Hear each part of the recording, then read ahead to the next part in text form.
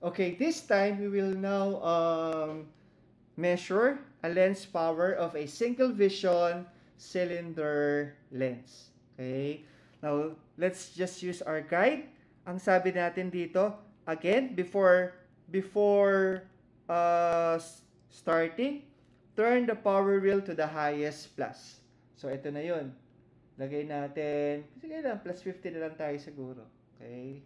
Let's just consider plus 15 as the highest plus. Bihira naman kasi talagang lumampas tayo sa mga ganyang katataas na power. So, diyan tayo ngayon magsimula sa plus 15. Okay?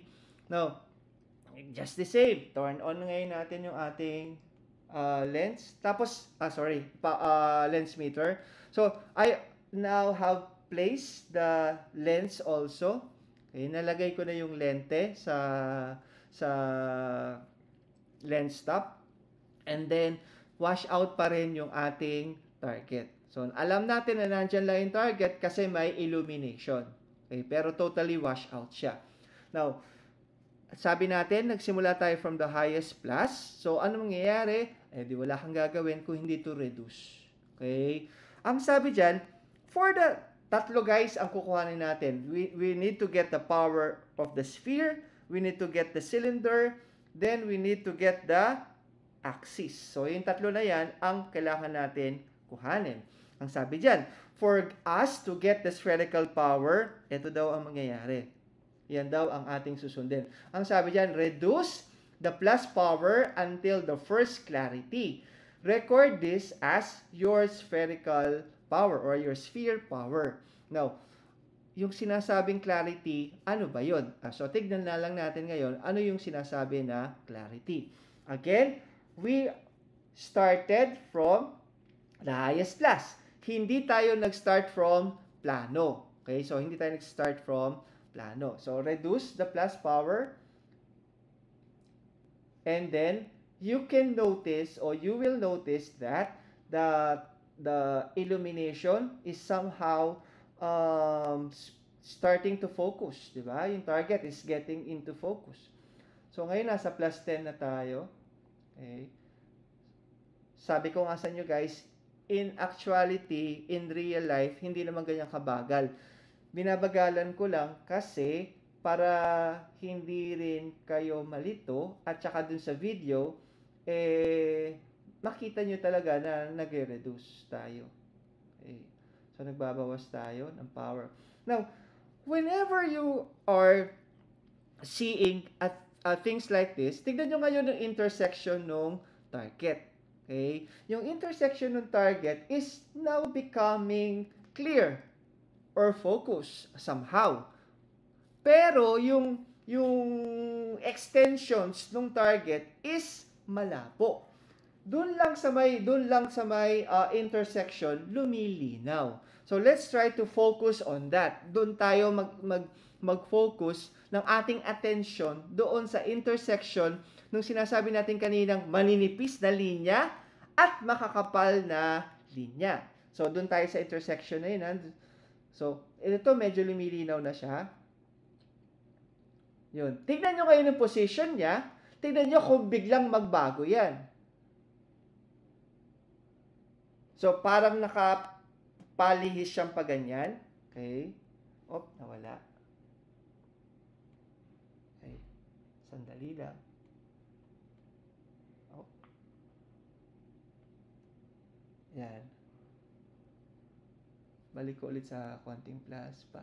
Ayan. Tingnan nyo kung, so, nakapaano siya sa aking direction pag ganito. Okay. So,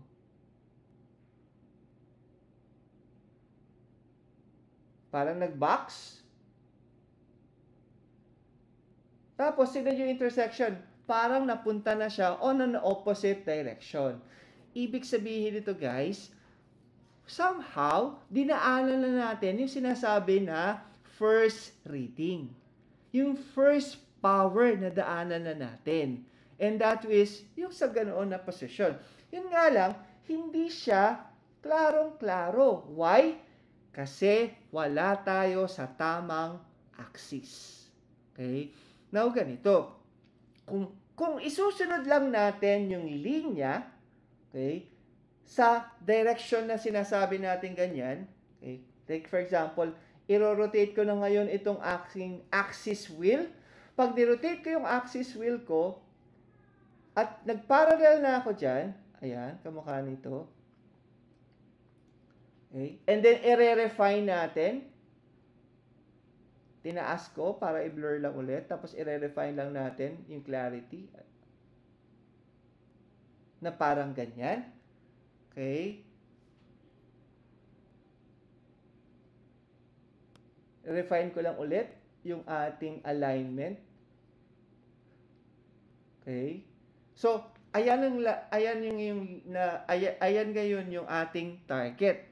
Now, yung target natin, hindi siya sabay na luminaw. Ang luminaw ngayon sa atin is yung spherical line. Yaan sana o yaan dapat yung gusto nating palinawin lagi. Una, yung ating sphere line. Okay? Take note. It can be possible na luminaw. For example, ito yung ating cylinder line o yung axis line. Oh, first reading pa lang to, yan kagad ang luminaw. Okay? Huwag nyo o ignore nyo ito. Ang gawin nyo, i-rotate nyo yung target. I-rotate nyo yung target hanggang luminaw yung axis, yung spherical line. Which is in this case, yung manipis na linya. Okay? So, ulitin natin. Kapag luminaw yung kapag luminaw yung axis line o yung cylinder line natin, ignore lang natin yan. First reading pa rin kasi tayo, di ba? So, ignore lang natin yan. How? I-rotate lang natin yung ating axis wheel. Kapag niro-rotate ko yung axis wheel, nagro-rotate din naman yung ating target. So, i-rotate ko yung axis wheel in such a way na yung ating target ay lilinaw yung kanyang spherical line. Okay? Yung spherical line natin ang lilinaw. So, yan. Tignan ko lang kung meron pang clarity na ma-achieve.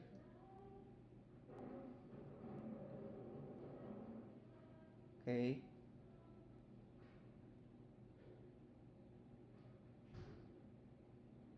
Yan. Tapos, alignment. Subukan lang natin ulit. Okay. So, let's just settle with that. So, anong mangyayari ngayon sa atin? Take note nyo na lang, guys. Ano ngayon yung power sa may power wheel? Ang nakuha natin sa may power wheel natin ay, ano daw? Basahin lang natin. So, ang lumalabas na power ng ating power wheel is plus, antayin ko lang kayo. So, ang power wheel natin has a power of plus 1.75. So, ilagay mo na lang yun. Plus 1.75. Iyon yung nakuha natin. Plus 1.75 diopter sphere na daw yan. Yan na daw yung ating spherical power. So, plus 1.75.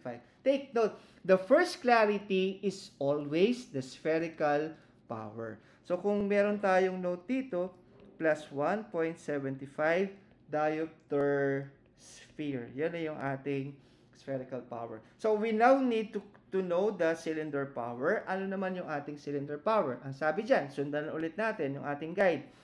Reduce the plus power further until the second clarity. So, dito, kapag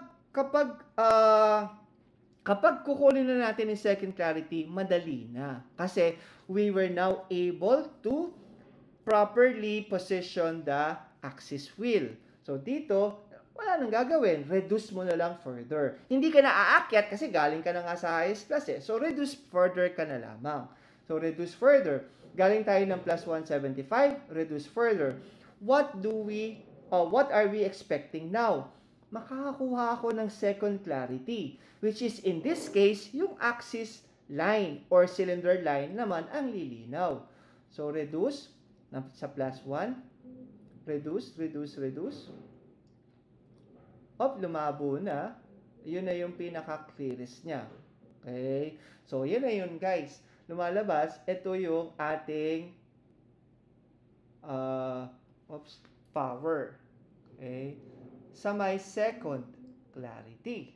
Okay? Sa may second clarity. So, ano yung second reading natin? Punta ngayon tayo sa guide natin. So, ang second reading natin is, ilan? Plano. Ayan, no? Plano. So, teka, masyadong makapal. Plano. Ang sabi daw, para daw natin makuha yung ating cylinder power, from the second reading, bawasan ko yan nung ating spherical power. I-subtract daw natin dyan yung ating first reading na power. Ulitin ko lang dito, subtract the sphere power. Sino ba yung sphere power? Di ba yun yung first reading natin? So, yung spherical power, tsaka yung first reading, isa lang yun. So, subtract the sphere power from the second reading. Ibig sabihin, ang equation natin ay second reading, bawasan ko ng first reading. Okay? So, sino yung first, second reading natin? Yan ngayon, nakikita natin. Plano. Subtract mo yung ilan? Minus plus 1.75 diopter. Ang lalabas dyan will be minus 1.75 diopter.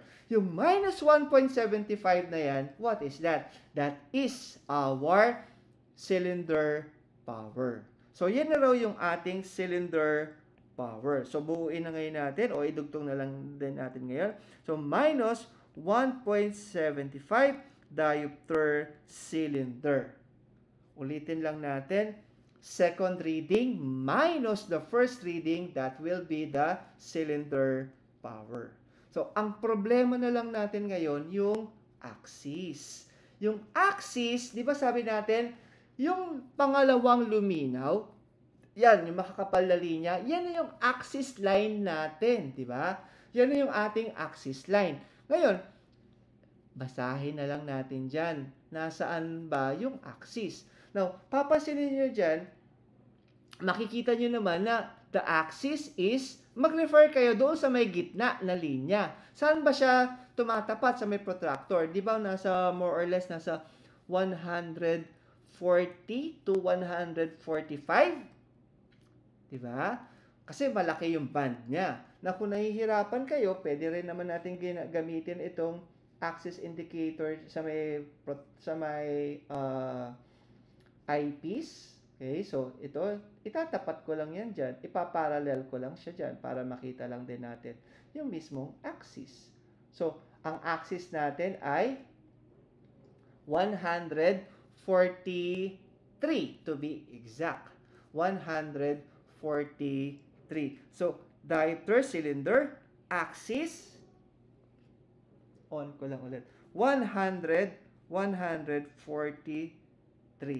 So, ito na ngayon yung ating cylinder lens power. So, nag-start tayo from the highest plus, reduce. Parang ganito. Highest plus, reduce. Pag nag-reduce tayo, makukuha natin yung first reading. And in this case, yung ating first reading ay plus 1.75. Reduce further. Okay? Take note, dapat sa first reading, ang luminaw is yung ating spherical line. And that is the thinner line. Okay? Tapos, reduce further until we get the second clarity. In this case, ang lilinaw naman is yung ating cylinder line. Second reading minus the first reading, that will be equal to the cylinder power. By the way, bakit natin fina-follow itong second minus the first?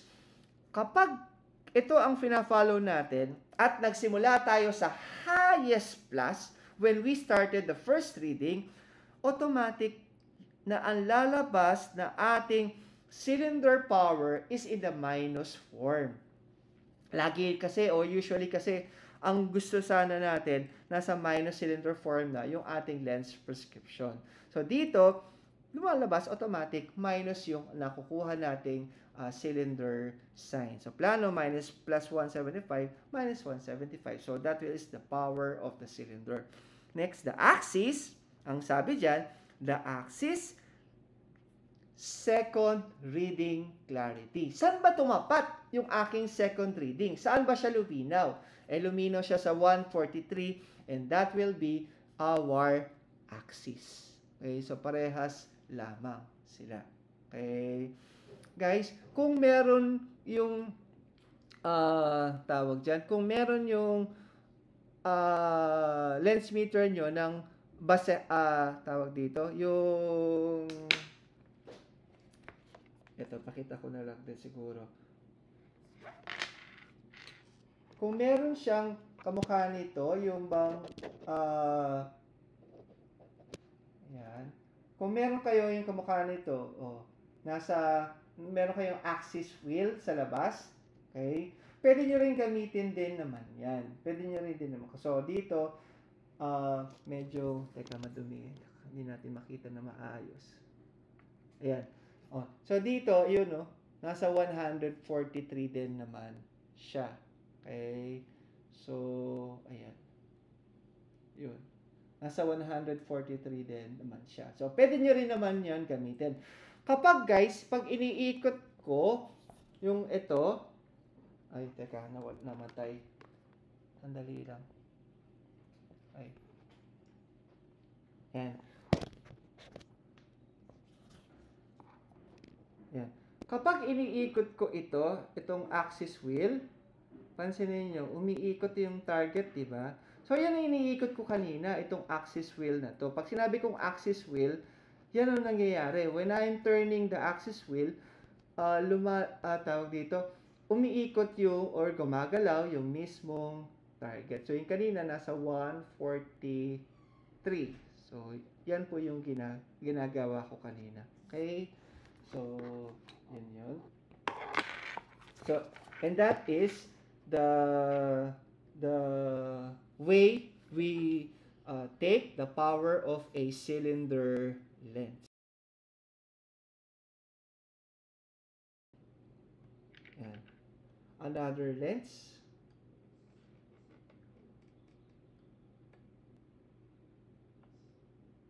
So, start tayo from the highest plus. Reduce further. Okay, so until the first clarity tayo. Okay. Reduce. Sabi natin, mag-focus tayo doon sa may intersection. So, ayan.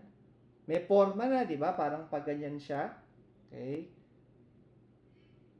Oh, pansin niyo, ayan na siya. Okay. So, dito, lumilinaw na yung ating intersection. And then, we can see na parang medyo paganyan siya. Okay? Pwede na natin yan gamitin o i-align yung ating spherical line. Sino ba yung ating spherical line? Yung maninipis, di ba? So, in other words, hindi ito yan. Ang palilinawin natin, yung maninipis. Ito yun. So, yan. Okay, and then let's just try to center if we can. Yan. So, again, let's just refine yung alignment. And also, pwede mo i-refine yung clarity. Palabuin mo muna ulit. Ako lagi ganun ang ginagawi ko is just to avoid yung sinasabi nating magiging bias. So, huwag kayo kagad mag-settle doon sa unang clarity na, yung talagang makita nyo na parang clear kagad. Huwag muna yun. Ibalik nyo muna, namatay ulit, ibalik nyo lang din muna, tapos, ipalabuin nyo muna. Okay? So, balik nyo sa plus ulit, highest plus, tapos, tsaka nyo ulit palinawin, just to avoid the biases. Okay. Yan. So, ito na yung ano, ito na yung clearest ko. Okay? Uh, ang ano yung, baka kasi may magtanong sa inyo, no? Doon sa actual bag, ganyan talaga yung appearance. Hindi rin naman talaga. Kasi pagdating sa camera, parang ano masyadong maliwanag yung ano, yung intersection. Kaya parang nakascatter. Okay? Pero doon sa actual, hindi naman siya ganyan talaga. So right now, nag-refer talaga ako doon sa mga extremes o extremities nung ano. Hindi doon sa may, yung clarity doon sa may extreme part na nung linya, not on the intersection. Kasi pag sa intersection, mahihirapan tayo dito, right now, makakuha ng perfect clarity kasi nga, doon sa effect doon sa may camera. Okay? So, anong recording ngayon natin dito? Ito. Yan. Sakto ko na lang muna siya dyan. So, ang recording natin dito ay, that is our first reading, right? So, kung nakuha mo for first reading, ilagay mo na kagad yan to be your spherical power. Which is in this case, ilan? So, I'll give you time. So, that will be equal to plus 4.25 diopter. And that will be our spherical power. Yan na yung ating spherical power. Okay? So, next, reduce further. Wala ka ng hirap. Reduce further. So, dito na ngayon tayo. And in this case, lilinaw naman ang, ayun. Tandaan ito. Ito, ibig sabihin ito, sumusobra na tayo. Na out of focus na siya ulit. So, balik mo lang. Or i-refine. Yan. So, yan na ngayon yung susunod na clarity natin. There's no need to turn the axis wheel anymore kasi nagawa na natin yun. First reading, nag-set ka na nun nung inayos natin yung spherical line. So, dito, anong power na nakuha natin? Ang nakuha natin ay plus 1.75. Okay, so the power that we have now is plus 1.75. Anong sabi? Second reading, plus 1.75. So, yan na yung ating second reading. Okay? So, plus 1.75 minus the first reading. And, which is in this case, ilan? Plus 4.25 diopter. Okay? So, plus 175, bawasan ko ng plus 4.25. Ang lalabas dyan will be equal to minus 2.50 diopter. Diba? 175. So, 275, 375, tapos 425. So, naging minus 2.50. Ano na daw ito? Diopter cylinder. Ilagay daw natin minus 2.50 diopter cylinder. Whose axis, ay titignan ngayon natin, itapat ko na lang muna yung sa may axis wheel. Diyan. Para lang makita natin. Yan. So, dito, hindi mo siya i-record na 8 or 7. Pag tinapat ko itong parang axis indicator sa loob ng protractor, pinarallel ko siya, lumalabas, siya ay nasa 10th degree. Kasi medyo wala pa sa gitna kasi yung ating target dito So, pero, pag finalo ko itong axis wheel sa may loob o axis line sa may loob, 10 degrees yan. So, axis 10. Parang ganitong supposedly, hindi ko lang kung ma-center. Yan. Supposedly, parang ganyan siya. Yan. Axis 10 siya talaga. Okay? So, that is how we get the power of a cylinder lens, a single vision cylinder lens. Okay?